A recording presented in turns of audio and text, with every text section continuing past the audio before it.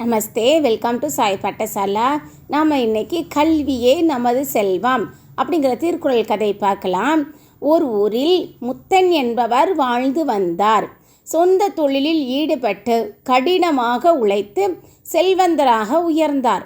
அவருக்கு புகழினி, மதியழகன் என்று 2 பிள்ளைகள்.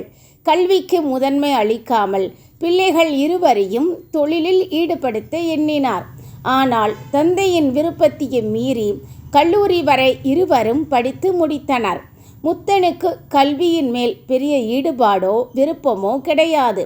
ஆகவே சரியாக கல்வி கற்காத முத்தனை அவரது வியாபார கூட்டாளிகள் ஏமாற்றி விட்டனர். இதனால் வீடு, வயல், ஆடு மாடுகள் என செல்வத்தை இழந்தார். ஒருவேளை உணவுக்கே துன்பப்படும் நிலைக்கு ஆளானார். முத்தனின் பிள்ளைகள் இருவரும் இனியும் தாமதிக்க கூடாது என எண்ணி பல நிறுவனங்களுக்கு வேலை வேண்டி விண்ணப்பித்தனர்.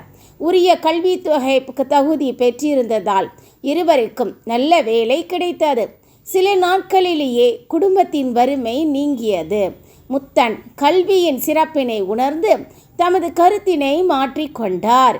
என்னுடைய குரல் என்னன்னா, கேடில் விழுச்செல்வம் கல்வி ஒருவர்க்கு மாடல்ல மற்றையவை. இது கல்வி அப்படிங்கிற அதிகாரத்திலேருந்து எடுத்திருக்காங்க. குறள் 400. விளக்கம்: ஒருவருடைய நிலைத்த செல்வம் என்பது அவர் பெற்ற கல்வியே ஆகும். அதனை தவிர வேறெந்த செல்வமும் நீடித்து இருக்காது. இதுதான் இவங்க நமக்கு சொல்கிற நீதி கருத்து. என்னுடைய சேனல் சாய் பாட்டசாலா ஷேர் பண்ணுங்கள், சப்ஸ்கிரைப் பண்ணுங்கள், கீழே கமெண்ட் பண்ணுங்கள். தேங்க்யூ.